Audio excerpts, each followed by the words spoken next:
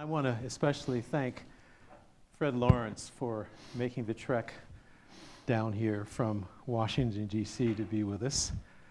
Fred and I have been colleagues. We were colleagues in Massachusetts when he was the president of Brandeis University, and we've known each other for a while. And I actually decided I wanted to invite him to the University of Richmond after having seen him do a presentation at the Association of American Colleges and Universities. So this is, as you know, the fourth of a series of freedom of expression gatherings that we are co-sponsoring with the Faculty Senate. I want to thank the president of this year's Faculty Senate, Jane Berry, for partnering with me. This really came about as a result of a lively conversation we had in a Senate meeting last fall after one of our undergraduates, Alec Graven, class of 2021, wrote an op-ed in a student newspaper, and then worked with the Richmond College Student Government Association to develop a resolution which was eventually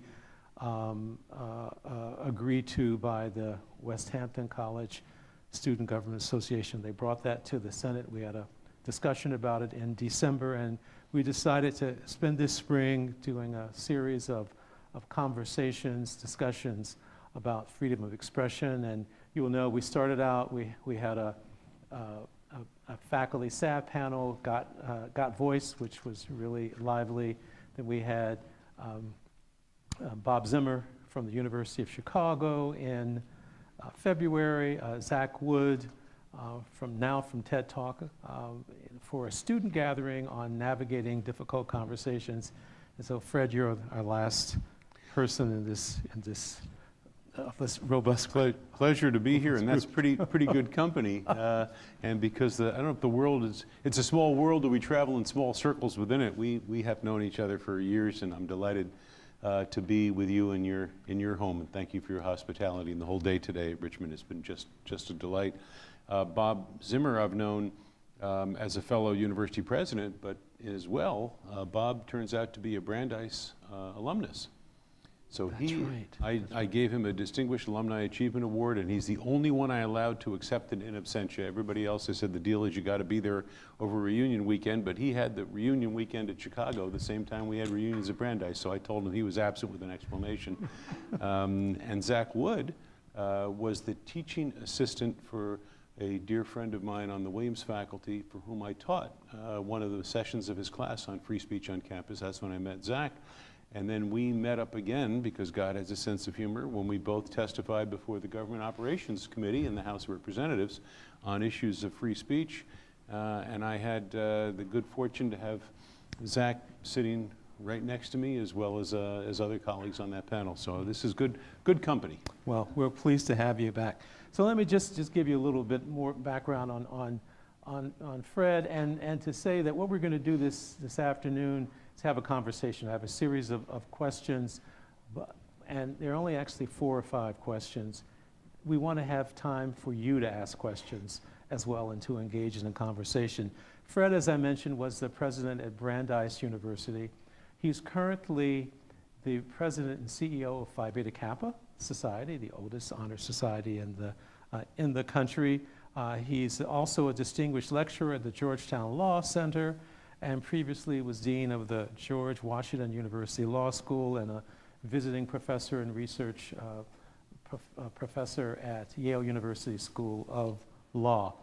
He's one of the nation's most accomplished experts on civil rights, free expression, and bias crimes. You've heard that he's testified before Congress. He was a keynote speaker at the meeting of the Organization for Security and Cooperation in Europe on bias-motivated violence, was a senior research fellow at the University College in London, and the recipient of a Ford Foundation grant to study bias-motivated violence in the UK. So I think we can say he's an expert in this particular area, and we're pleased to have him with you. So let's get started. Let's do it. The first question is really kind of a softball, but I thought it would be good just to clarify what we're talking about. Nothing wrong with a few softballs. The pitchers are going to get faster soon. I'll start with some softballs. So we hear the phrases freedom of speech and freedom of expression used interchangeably. How would you define each? Well, freedom of speech to me is a subset of free expression. Freedom of speech actually comes from the First Amendment of the Constitution, the famous language, Congress shall pass no law with respect to either inhibiting the free exercise of religion or establishing religion. Those are the religion clauses, but then also interfering with freedom of speech, freedom of the press, or freedom of assembly. So freedom of speech in that sense, and I think what they literally meant as a piece of the First Amendment, is just that, the right to speak and the right to speak freely without Congress initially, and ultimately that's now applied to the states, playing any role limiting what you can say. A brilliant legal scholar by the name of Thomas Emerson at the Yale Law School, starting in the 40s and 50s, back just as a digression to see, that freedom of speech has been a complicated topic for a long time and a dangerous topic for a long time. Tom Emerson, who certainly was a liberal or progressive, but he in the 50s, his nickname was Tommy the Commie, when that was no joke. This is during the McCarthy era, when it's a pretty good way to find yourself out on the street and not able to make a living. So Tom Emerson is one of the great scholars of free expression jurisprudence. His magnum opus is a book called A System of Freedom of Expression. And what he meant by that was that freedom of the press, freedom of assembly, the right to get together and to protest government, and freedom of speech should all be seen as pieces of a broader structure of freedom of expression in the way in which we express ourselves. And in some ways, if we want to ground that even more fundamentally, that is the central human attribute, is the ability to express ourselves and to communicate with others. I mean, it's true that other mammals are able to express themselves in some general ways or fairly basic ways, but our ability to really express ourselves and to communicate with each other, right up there with the thumb, it seems to me, is what distinguishes us from other animals on this planet. So the First Amendment really was designed as a starting point to say that free expression in its broadest sense, what I say, what I do, how I act, how I express myself out into the world and how I communicate with others is a fundamental protected right. Right. So op-ed writers and casual observers alike have questioned whether current media and political attention on issues of freedom of expression or freedom of speech, particularly on college campuses, is motivated by a desire to minimize or suppress the voices of underrepresented groups. What's your perspective on those critiques? Almost anything that you can say simply on this is going to largely have it wrong. And I think there's a desire to oversimplify this idea that freedom of speech and freedom of expression is a way in which the status quo oppresses progressive voices. Or on the other side, freedom of speech is the way in which we repress others.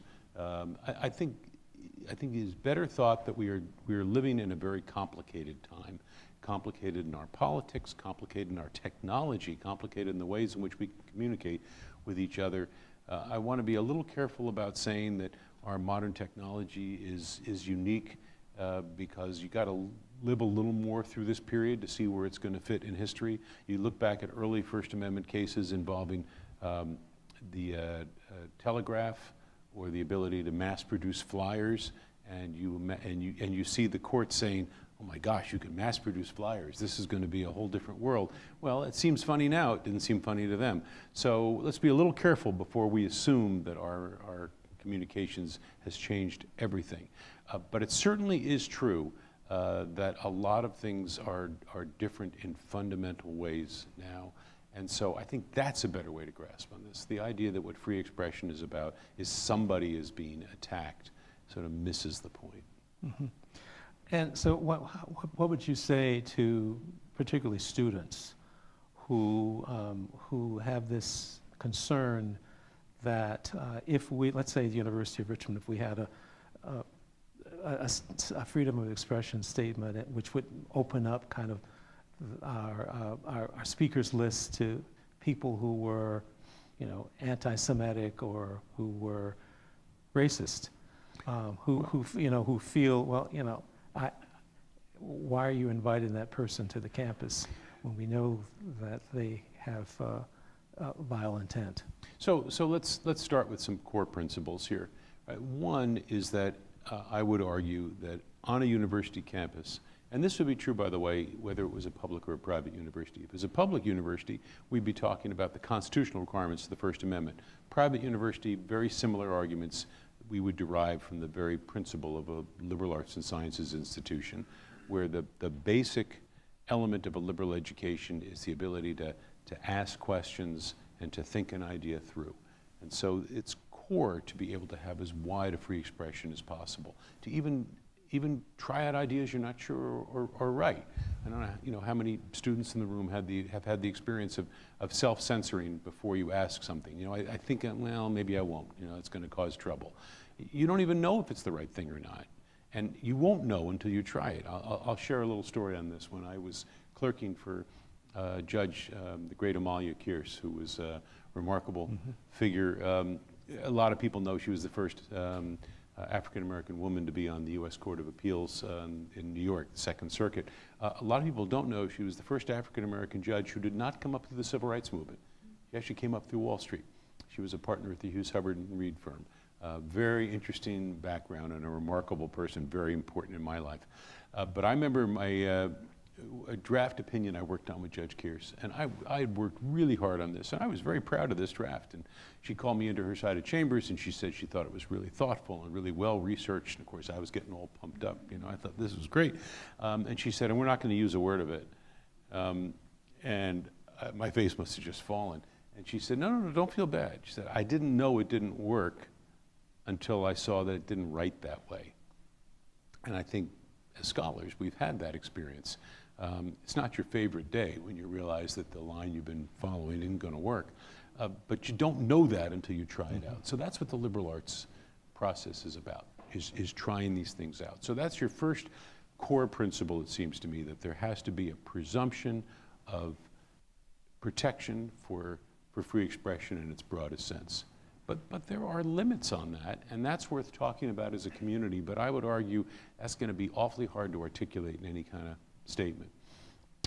One, when you said, for example, is that the kind of person you want to invite? Well, who's you in this? Now, I would suggest that you as president get to invite people representing the whole university, and I'm sure you're very careful. You do that, present company excluded, of course, but you're pretty careful who you invite, because you're making a real statement when you do that. You're saying, I, as president of the University of Richmond, believe this is somebody who's worth everybody listening to. That's a pretty powerful statement. But I don't think any of us would say that ought to be the limit of speakers on campus. There should be speakers on campus who you would say you're neutral about, and there will be speakers on campus where you'd say, that's actually not somebody I think has anything particularly worthwhile to say. But that's my opinion, right? That's Ron's opinion, not President Crutcher's opinion. And those are different pieces of this. So who gets to invite those people? Well, I think that's worth having a discussion about in your community. My thought is you probably want to have the kind of community where any member of the community may invite somebody to come onto campus and speak. Now, you might say you don't want to. You might say, here's an idea. Why don't you say students can't invite speakers? I think that's a pretty bad idea. Or faculty members can't invite speakers. That's a pretty bad idea, too. So once you say they can, then you're going to have a broad range of people. Coming back to your question, including ones you disagree with, and yeah, if a student group wants to have somebody who's going to be particularly provocative, I think they're going to have the right to do that. And for a campus such as the University of Richmond, I mean, we're not somewhat similar to Brandeis. What are some other kind of basic operating principles, just practicality in terms of Practicality, I mean, I think, go back to core principle, right? What do you, of the institution, what is your mission here? Your mission involves the creation of knowledge, the discovery of knowledge, the transmission of knowledge. That means if somebody says, I think coming to the University of Richmond to give a speech and just be incendiary would just be a fun thing to do, and I'll get a lot of coverage on the local network and will cause a big ruckus. I think you're within your rights to say, no, we don't do that here. This is not a soapbox. This is an educative institution. So if a student invites somebody or a faculty member invites somebody, that you are within your rights, you the institution are within your rights to say, you got to be prepared to stay and answer questions. And you might even have a rule. In fact, the students might want to ask for such a rule. Students always get to ask questions first. That's usually my rule when I speak. You know, they're the sort of core of the institution in this way. Let the students have at it. So any speaker who's going to come to campus is going to have to listen to student questions and answer those student questions. So I think that's a fair rule to have. You certainly can have various kinds of time, place, and manner regulations. You can't have a big rally in the middle of your campus at 10 o'clock on a weeknight if people are trying to study for exams. Now, maybe you don't want to have that rule. Maybe you want to say, have at it till the middle of the night. But my guess is you want to have certain regulations on that. Here's the core of all of those kind of rules. Make sure they are content neutral. You can't have one set of rules for liberals and one for conservatives. One for people who believe in this side of the issue, one who believe in that side of the issue. So the best way to test whether you've got a neutral rule is that, would you be comfortable with it when it yields a result that you didn't like? If you've got a neutral rule, or what you think is a neutral rule, that always yields substantive results that you like, I got to bet you don't have a neutral rule. You put the rabbit in the hat before you pulled it out. So what you want is a rule that allows people to say the following. You know, it frosts me to think that that person's going to be speaking on the campus, but I get it. You know, I bought into the rules that we had. And how do you respond to a student or a group of students who say, once you invited, say, a controversial speaker, the fact that you, President Crutcher, you, Dean, fill in the blank, are inviting this speaker to campus proves or indicates that you don't really care about my well-being, my safety, fill in, you know. Yeah, look, I think, you know, the best answer on that is that in fact, you do have an obligation to provide a safe campus, and that no one should be allowed to come here and threaten people. No one should be allowed to come here and instill fear in people. People should be allowed to come here and confound and trouble people. As a matter of fact, I know this doesn't always go down so well, but it seems to me that's not only part of what happens during a four-year college career. I think you owe it to students to be challenged, to be confounded, to have to defend their position, to try out their different positions. So I think you have to do a couple of things. You have to articulate, and not necessarily in that case. You know, you don't always have to say, I'm inviting this speaker, but I want you to know that you're safe on this campus.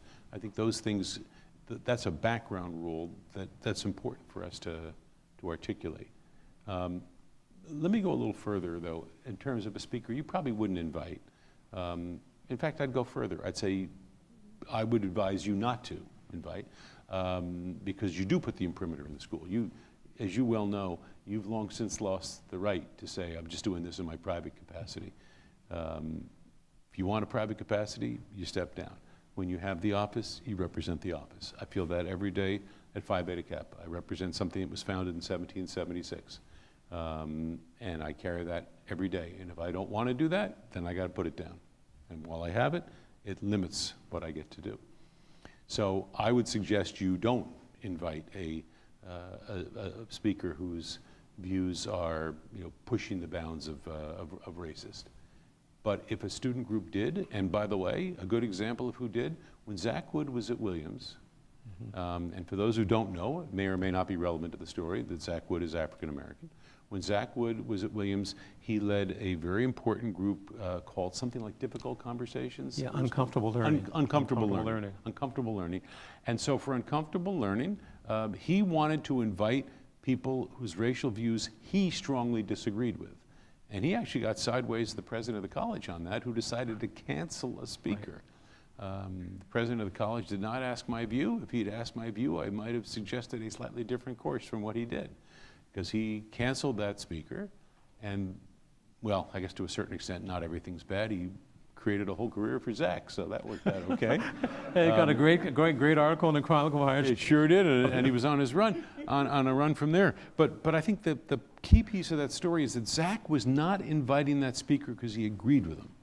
He was inviting that speaker because he wanted to bring his views to campus and he wanted to engage in the process of arguing with him. So if a person like the speaker involved there would come to campus, my advice to you, and would have been to the president of Williams, if you think the speaker's views are so out of line with the values of the college, then it's probably one of those moments when you ought to take a deep breath and speak as president of the college, as president of the university, and say, these are our values. And this person is going to come here and speak, but what he says is inconsistent with the fundamental values of our college and our university.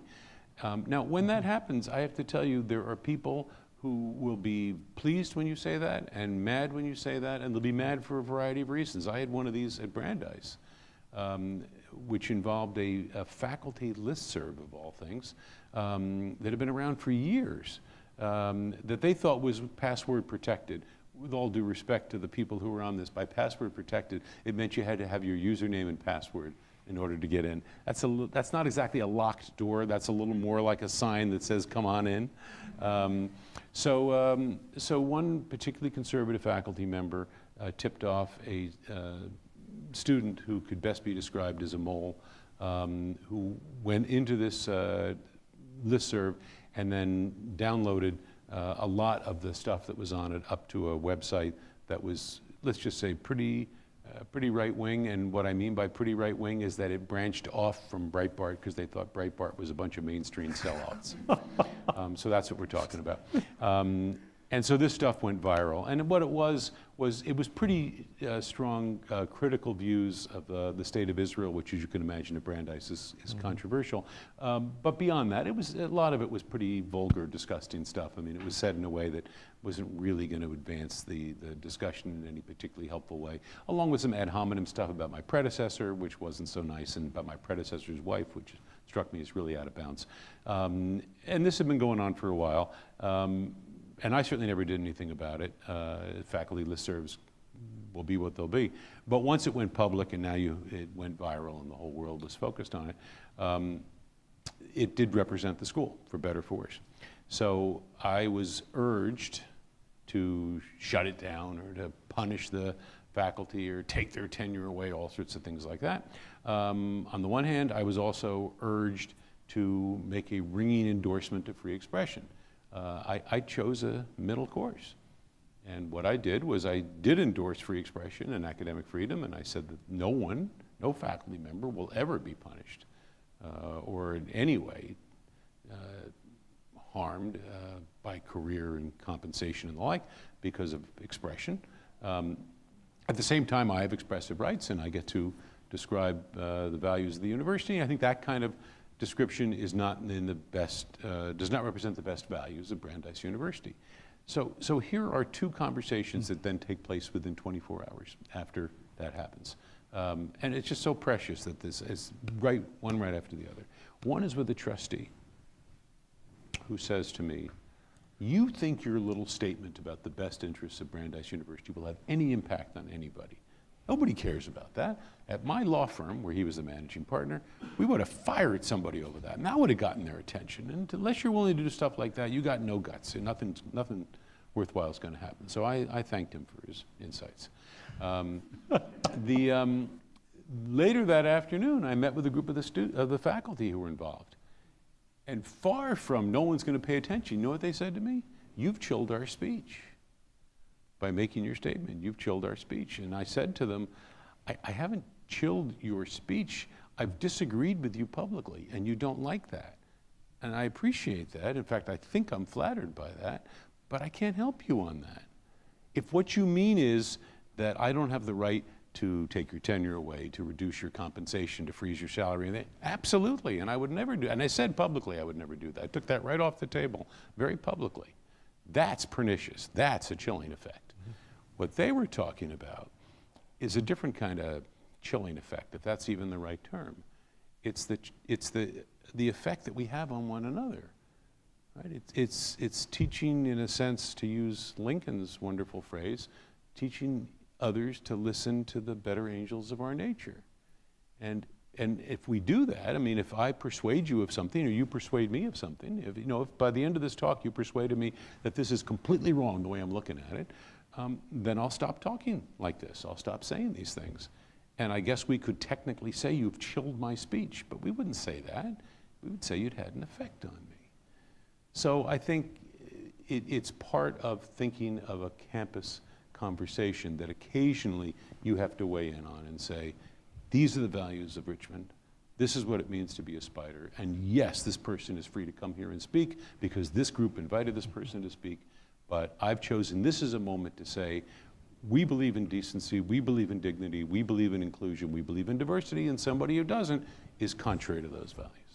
Yeah, well, we actually had a situation similar to that last fall through the faculty listserv. But I mean, part of the issue for me is that we're a liberal arts university. We're an educational institution, and therefore, I think we have to prepare our students for the realities of the world. I mean, you had some questions this afternoon about that, and we invited someone. We didn't invite a law school organization. It's always the law school. Invited, yeah, it's those law school students. Yeah, invited Ryan Anderson, who apparently is someone who's considered to be transphobic, and I thought they had set it up in a way that made sense. He was going to speak, and then there was someone who was going to provide a rebuttal. Someone who's really very good at that. And in the end, it turned out to be a really great example of how to have a controversial speaker and allow the speaker to be heard, people to give rebuttal, and for people to protest. There were some people who came and protested. But I felt in no way did his presence on campus deter us from our commitment to providing a thriving and inclusive community for everyone on the campus. And at the same time, there were lots of folks providing support for those who felt for those trans students who really felt that having him on campus was sending a very negative message. Yeah, I think there are a couple of pieces here that are important. One is that having somebody on campus is not tantamount to an endorsement of that person's views. Having somebody on campus is a statement that in a broad tent will listen to lots of different kind of views. Arguably, you inviting somebody on behalf of the university is tantamount to an endorsement. So that raises a different kind of question. And then there's a whole nother level for mandatory events. Commencement, where you could say commencement's not mandatory, people don't have to come, but people spend 4 years working hard. I always reminded my colleagues, let's remember, commencement is not about you, it's not about me. Right? It's about the graduates and their grandparents. That's who it's about, right? And so you probably want to have a different set of rules with respect to commencement. A mandatory first-year course, that might be different. Maybe, I'm not sure. But anything else, it's not per se the imprimatur. It's just saying this is somebody who's part of the conversation. So Fred, I want to give people an opportunity to ask questions, but just some practical question for me as president and for the members of the Senate with whom you so graciously met this afternoon. What advice would you give us as we go about the process of developing some kind of a freedom of expression statement for the University of Richmond?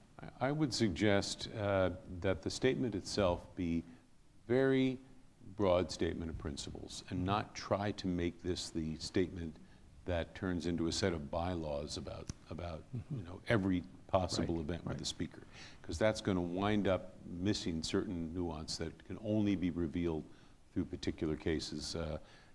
Case law, as happens in the courts, where cases come up and that's how things get decided.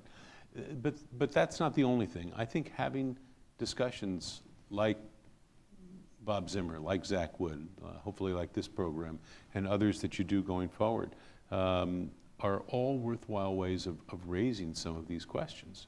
And I think what comes out of that is a sense of a commitment to what the institution, really wants. One of my favorite speeches on the question of ordered system of liberty was during the Second World War. A judge by the name of Learned Hand. Learned Hand is often known as one of the greatest Supreme Court justices we never had. He was on the U.S. Court of Appeals in New York, and for a variety of political reasons, he was a progressive Republican, which meant the Democrat president wasn't going to nominate him, and he was too progressive for some Republicans, so he kept missing. There's an interesting article about why he never quite made it to the Supreme Court. He gave a wonderful speech actually for war bonds during World War II in Central Park at a rally called "The Spirit of Liberty." I commend it to your attention. It's a short speech, but he talks about what the spirit of liberty is. And he says two things that are worth for our purpose. One is that the spirit of liberty is the spirit that doubts its own correctness. We live in a time when people are awfully sure of a lot of things. And so there's something to me very moving about the spirit of liberty being the spirit that doubts its own correctness. The other thing he says is that the spirit of liberty ultimately rests in the hearts of men and women. And interestingly, when I say about something from World War II and I say men and women, you are all assuming that he said men and I just translated it to men and women. You are assuming incorrectly. Interestingly enough, Learned Hand in 1944 said of men and women, he said, as long as the spirit of liberty rests there, it need not be in any constitutional written document. And he also said, and when it is not there, no constitution can save it. So in an interesting way, I think what should take place during this process, and it should be a process in the most constructive way, is reaching some community consensus. That's not 100%, but some sense of this is what we're about. This is how we view these things. And rather than let's come up with a document, because any document that tries to get it exactly right, as I said at lunch today, runs afoul of the law I heard attributed to the Nobel economist Amartya Sen, who said, "I'd rather be vaguely right than precisely wrong." Let's see what questions that you might have. Oh, all right. Yes. I said students first, right? Yes, yes. That's a great question. I mean, I'm tempted to start with a kind of glib answer, which is it's too soon to tell. I mean, we'll have to look back over time. You got to take a long time frame on this. You may know great expression attributed to the Chinese leader Zhou Enlai, who was asked his opinion on the French Revolution, and he said, "Too soon to tell." But I'm not going to end with that. Let's try some conclusions in the moment and try to make the best of it we can. I think it has become highly politicized and in a very unhelpful, non-constructive way. I think there has been a weaponization of free expression that is particularly unhelpful. I think it is associated as sort of an argument of the right, as if the right owned free expression. I think we all own free expression. God help us for a day when free expression is something that is voluntarily given up by one side because they think somehow they want the right to oppress or repress the views they disagree with. Once we start down that road, it will boomerang around, and it will be the powerful who will inhibit the expression of the less powerful unless we are different from any society in the history of this planet. So giving the right to repress speech to anyone will ultimately hurt those who seek social change. However, where it looks right now, and there's a reason for this, it looks as if free expression privileges the status quo. Right? If free expression says everybody gets to debate, what about the people who feel disempowered? Aren't they in an unfair position? So you're freezing that in place. And there is something to that, and there's a reason for that. Because free expression at the same time does two very different things. One is it says everybody gets to speak, and lo and behold, in society, some people are more powerful than others. Now there's an insight. Here's an even more shocking one. That power sometimes correlates with access to money. Whew, okay, I waited till you were all sitting down to tell you that. Like this is the nature of complex societies. So when you have a neutral-looking rule, you are baking into the cake a certain level of advantage that a whole class of people have and will always have. That class may change, but there'll always be people who will have more advantages. At the same time, free expression, as I said earlier, is precisely what allows people to challenge that status quo. So both things are true about free expression. So it's not surprising that you have this kind of perceived conflict. I think right now it is looked at by many as a value of the right and as one that is being challenged by the left, and I think there may be something to all of that. But I would say, first of all, my experience has been, both as a president and as an observer, attacks on free expression come from all sides. So although it's true that the president has issued an executive order that purports to protect free expression on all campuses and to order that, call me a skeptic, but if Liberty University says they do not want an abortion rights speaker on their campus, I'm just betting that this administration would not give them a hard time about that. Right? In the great state of Tennessee, the students there have something called Sex Week that you may or may not be familiar with. Sex Week comes from the fact that Tennessee schools do not have sex ed, K through 12, and so the students at Tennessee campus wanted to have Sex Week programs for a week in the spring where they set up different programs on different issues of sex and health education. Now look, let's be fair here. These are 18 to 22-year-olds in the springtime talking about sex. And as a result, some of the titles of these things are exactly with the sensitivity you would imagine, which has caused the regents to get pretty upset about it and to urge the chancellor of the university to shut it down. And to her credit, the last chancellor refused to shut it down, and it probably partially cost her job. So one should be a little careful about saying that there's issues of free expression coming from the left against the right or the right against the left. I think there's lots of attacks on free expression coming. I think on a number of levels. I mean, we've been focused primarily so far on issues of campus programs, for example. But a lot of what you're talking about actually takes place in the classroom. Yeah. And I think it is incumbent upon faculty members to encourage conversation and discussion, to create an environment where that discussion happens. I was asked, been asked a lot of times, what's my view on trigger warnings, for example. I always say it sort of depends on what you mean by a trigger warning. If what you mean by a trigger warning is you don't have to read this material because it might upset you, then I do agree that that's antithetical to the notion of liberal education, and we're one of the core competencies of faculty as they decide what's going to be on the syllabus and what they think is important for students to learn. On the other hand, if what we mean by a trigger warning is setting a context for a class discussion to encourage that discussion, not only does that not inhibit discussion, I would have thought that not doing that was a violation of my obligation as a faculty member. And I'll give you an example, personal example, in as hot button a context as I can come up with. For years, both as a law professor and as a dean, I taught the basic course in criminal law, first year required course in criminal law. The most difficult, fraught topic in criminal law, as you can undoubtedly have already guessed, is the crime of rape. It is also the most different subject treatment from when I was a student to when I was a professor.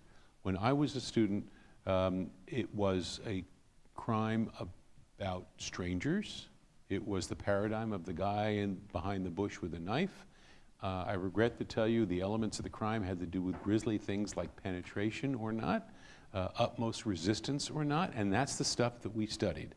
I'm embarrassed to say none of us said, this is crazy. This is not really what these, what's most significant in these cases, but we didn't. You don't have to go very far forward before this subject becomes vastly more complex, nuanced, and most of the discussion is around acquaintance rape, date rape, marital rape, non-stranger rape, familiar abuse context rape. Those are the hard cases, and they're hard for lots of reasons, not the least of which, and this is what led into my so-called trigger warning. I started doing this in the fall of 1989. I didn't know I was doing the trigger warning, where you have to set a context for this because, as I would always start, and this took less than 60 seconds, usually takes about 40. Unlike any other crime we're doing this semester, I can guarantee you that in this room, there are victims and there are accused perpetrators. And I can further guarantee you, if I were to ask, and I will not, for a show of hands, of those of you who are no more than 1 degree of separation from a victim or 1 degree of separation from a perpetrator, most of the hands in the room will go up. So let's be sensitive to that in this discussion when we share views on this. I don't know, I think that was probably like 37 seconds. But I would have thought it was irresponsible not to start a class with that. You know, I didn't start the homicide class that way. And in fact, we kind of, because you do, had sort of grisly gallows humor in some of the cases, because they are sort of absurd cases. And yes, they're about murder, but it's sort of like first-year medical students in pathology. I mean, sometimes you blow off tension and steam that way. Yeah, so okay, but you don't blow off tension and steam that way when you're talking about rape. Why? Because it's a very different context in the classroom. And how do they know it's a different context in the classroom? Because it's my job to set that context. So now, having said that, did that mean we got a full, robust discussion of views and that men in the classroom were willing to raise their hand and say, yeah, but what if there's a genuine understanding of what misunderstanding about what consent meant in that context? No, not completely, because we don't exist isolated from the rest of the world. But it was a start. And usually what you waited for was one person to sort of go against type. You know, for a woman to make the unexpected comment, or for a male student to make the unexpected comment, and then you start to see the sort of furtive activity, and then the discussion can actually take place. The other thing you have to remember is that it doesn't all end in the classroom. Any instructor in the room will tell you the sweetest moments of all are as you're walking out of the lecture hall and you hear students continuing the conversation. It must be what it feels like for a composer to hear somebody whistling the tune after the concert. That's part of it too. The conversation has to go on that way. So all of those ways are ways in which we encourage conversation. Last and maybe least used is how we model that. Most of my years at Boston University Law School, when I was a junior professor, I used to have a arrangement with one of my senior colleagues who had very different take on criminal law from mine, that 1 week out of the semester we would swap sections and teach each other's classes. And we'd almost do a sort of a cartoon version of our takes on criminal law, because I only had 1 week with him, right? And I had to straighten him out because Bob had messed him up all semester. And I'm sure he had the same view of me. And then we co-taught the last class. Both classes, we co-taught the last class. The fact that he was significantly older than I think also contributed to the idea that what the students saw was here are two people, very different generations, very different methodologies, very different takes, who were committed to the same enterprise and obviously had enormous respect and affection for each other. So I think that kind of modeling is also very important. I'm sorry. Yeah. Yeah, you know, I think the problem is that the universities often perceive themselves as having an impoverished choice set. They view the choice set as that either we condemn this in the strongest way and we throw some kids out of school or punish them and take away the fraternity on the one hand, we do that, or we don't do that, in which case we kind of tacitly endorse that speech. And what's missing in that choice set is a core piece that we ought to be involved in. I shared the following story with the Senate Executive Committee just a few moments ago. Some of you will recall the story of the Robert Mapplethorpe exhibition at the Cincinnati Art Museum. Mapplethorpe's art is, to put it mildly, pretty edgy stuff. Put some more pungently, if crucifixes dipped in urine are not your thing, you will not appreciate a lot of his work. It's designed to provoke. Yeah, what you just did with your eyes, it's designed to provoke. And some people find it totally beyond the pale. So he had an exhibition at the Cincinnati Art Museum. They shut it down, Cincinnati did. He brought a lawsuit under the First Amendment saying that the Cincinnati Art Museum, which is a public institution, had interfered with his free expression rights, his free speech rights, and of course the court found for Mapplethorpe and required the museum to reopen the exhibition. There was an article written not long after that by the art critic Robert Hughes. Hughes is Australian, and that might actually help for the story. Sometimes it takes people from another legal culture to look at our culture and perspective. Hughes wrote a piece in the New York Review of Books in which he said that Americans, for some reason, tend to over-constitutionalize all important discussions, as if the only important issue is whether the art is protected or it's not protected. He said, of course it's protected, and that's not an interesting issue. Forgive me, I happen to find that to be an interesting issue, but you know, there you are. But he said, the problem when you focus on this, and I thought he got this spot on, the problem when you focus on that is you keep yourself from being able to get to the more important question to him, which is the aesthetic question. Is this art any good? If the only question you ask is it protected, it's protected, as if there's nothing more to say. Of course there's something more to say. The art critic should then look at it, and I'm not in a position professionally to evaluate Hughes's critique of Mapplethorpe, although I have to say, as a layperson with some interest in art, it sounded pretty persuasive to me.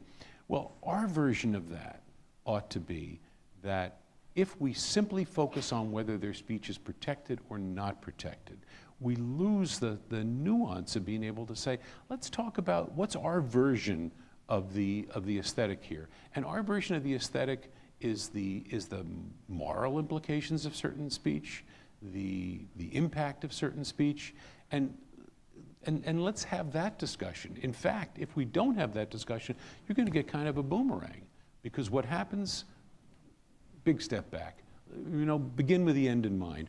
What are we trying to accomplish here? We are not punitive institutions. We are not penal institutions. We are educative institutions. So what is it we're trying to accomplish? If we get it just right, those kids at the Georgia fraternity, there's an Oklahoma case similar to this too, at the end of the day, when nobody else is around, we'll look at each other and say, that was awful. What the hell's the matter with us? What were we thinking? Right, I just said to you, what were we thinking in my criminal law class? Why didn't we complain? Why didn't we do something? Okay, that's good. That's good. I look back on that and I say, you didn't do that right, and I hope I can do it better next time. Right? Samuel Beckett said, try again, fail better. You know, try to keep the thing moving forward. So, but if instead you punish them, when they get together, when nobody else is around, they say, you know, that university, they interfered with our speech, they did this, they did that. And you've lost the moment.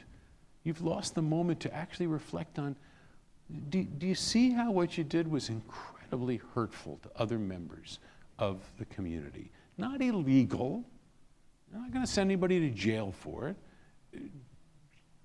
As I used to say as an associate dean and early on in my administrative career sometimes to people, and then I'll tell you in a second who I was channeling when I did it. Is this the person you want to be? Is this, you proud of that? Is that who you want to be? I'm channeling the greatest teacher I ever knew. That was my mother. My mother taught for 40 years. She taught high school. That's real teaching. What we do is fun. She taught high school. And she was a master at this. In fact, my friends who had her would say, when Mrs. Lawrence does that, I'm disappointed in you speech. There is nothing worse than that. They would say, you know, for God's sake, Mrs. Lawrence, just hit me and get it over with. But don't give me that, I'm disappointed in you. No, but she did it for a reason. Trust me, she did it at home too. But what she was saying is, you know, you can be better than this. So to come to your point, no, I wouldn't have punished him. It is expression.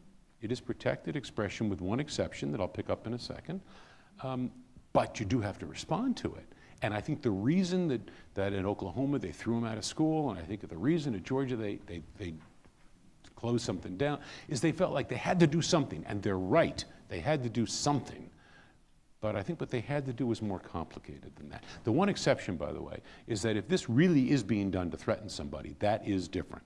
So if, for example, you know, they're doing the blackface thing or simulated lynchings, God forbid, and they're doing it across the street, you know, from the African-American fraternity house, knowing full well it's in view.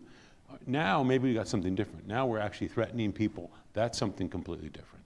But when it's in the fraternity house, when they're within their own, I think that's expression. It's disgusting expression. Let's try to hope that we can educate them. Hey, Professor Chambers.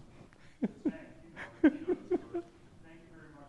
I think I agree with 99.5% of what you're saying. Give me the last 0.5%. I have no idea. Let me ask you this question, and it tends to staff the question. I think by and large, you are as protective of staff as other members of the community, but there are a couple of limitations that don't apply. So we've talked so far about free expression. We haven't talked about academic freedom. Academic freedom is not another way of saying free expression. It's sort of a cousin of free expression, but it's not identical. But academic freedom speaks to the academic enterprise of the institution, and when people are engaged in the academic enterprise of the institution, there's a wide latitude given to protect that activity. Not everything that a faculty member does is covered by academic freedom. Faculty members could be doing things far removed from their context as academics, in which case that's not, you know, academic freedom. They don't have fewer free expression rights because they're academics, but not all of their rights get covered by this more powerful privilege of academic freedom. Having said all that, if a staff member is engaged by and large in expressive activity that does not violate one of the other things we're talking about, disturbing the peace on campus, threatening somebody else, I think I'd be inclined to say, as part of the overall community, that they have protection from that. But as I say, it's not the same thing as the academic freedom protection that faculty members have. One last question. Yes, sir. Sure. And so, as we kind of talk about all of these, Yeah, I have. I'll do a short version of it. I got a whole book chapter on when hate speech and hate crimes. You know, bias-motivated speech, bias-motivated crimes. When do you cross over a line? What I understand hate speech to be is speech that communicates biased ideas, hateful ideas.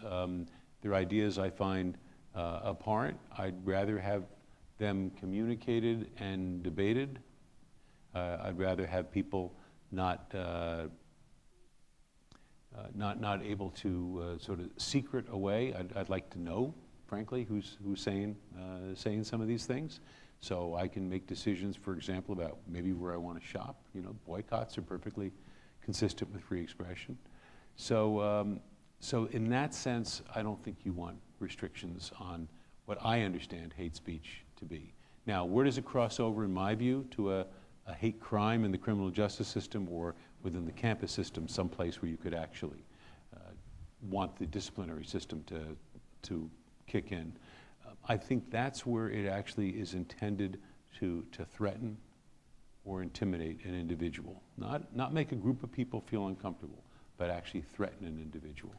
So I'll share an example that I shared at lunch today with some faculty members. This is one that took place not on a campus where I was a dean or a president, but where I was a trustee at the time at Williams College, where I went as an undergraduate. And it was in response to a phone call that I got from the president of the college. Young woman had called the president that morning. She had just gotten up that morning and found on her door a poster that said, you must be out of your room by 5 o'clock, otherwise all of your possessions will be destroyed and your room will be destroyed. It was designed to be in sort of resonance with the posters that the Israeli Defense Forces puts on the homes of Palestinian families when there's a suspected terrorist before they bulldoze the home.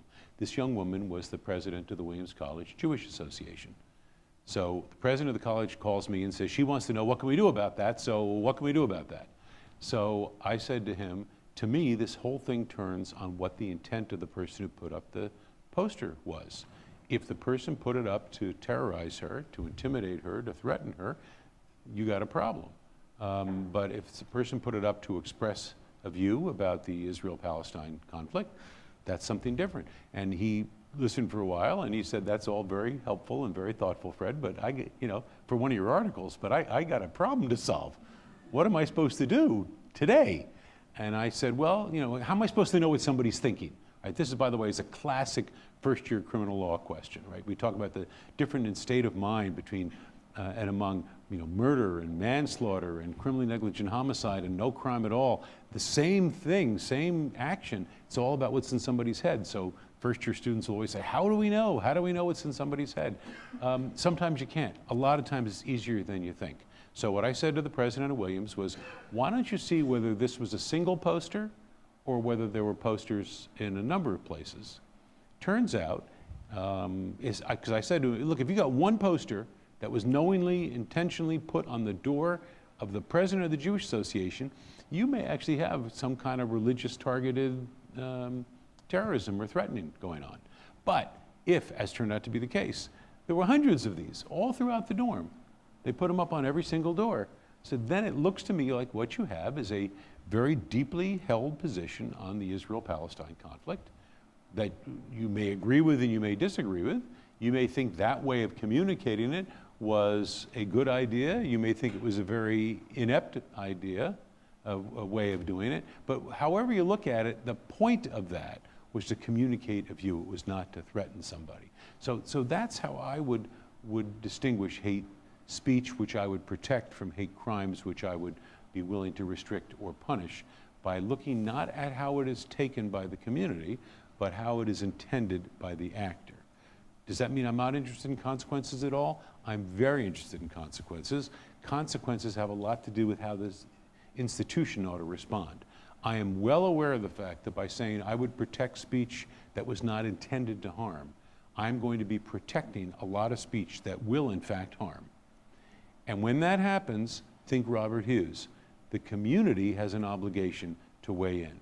The president, members of the community, deans, students, staff have a role to play to say that's not who we are, but not by restricting the speech. One of the other ways of thinking about this, every time one of these events happens, a swastika on a building, right? One of these posters, if it was meant in some general way, but it's hurtful to people. She was genuinely hurt, right? Whenever that happens, people say, that's not us. That's not who we are. Okay, who are we? Maybe instead of saying that's not us, we take these as moments to say, this is who we are. So maybe this isn't a bad way to end this one. While I was at Brandeis, we had a visit to campus from the Westboro Baptist Church. Some of you may be familiar with. I don't know why they choose to malign the Baptist Church, but there's nothing Baptist about them. Racist, anti-Semitic, homophobic, miserable group of people by every measure, with lots of First Amendment rights, so there you are. So they came to the Brandeis campus, by the way, private school, not a public school, so they were not invited by anybody on campus. My rule was that if you're invited by somebody on campus, then you have a right to come on campus, but you don't have a right just to come on by yourself. That's called trespassing.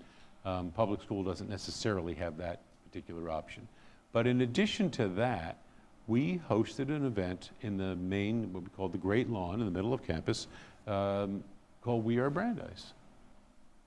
And 8 o'clock in the morning, and we brought the coffee and donuts, and the kids brought the energy and the music and the vitality, and I'm not ashamed to say I had tears in my eyes. I genuinely did. Because that's the way to resist the Westboro Baptist Church. Not by just fighting them, not by saying we're not that, say we're this. We're this. So every one of these gives you a moment to do that. Mm. Thank you so much, Fred. This has been great. You've given us a lot of food for thought. Pleasure. Thank you. Thank you.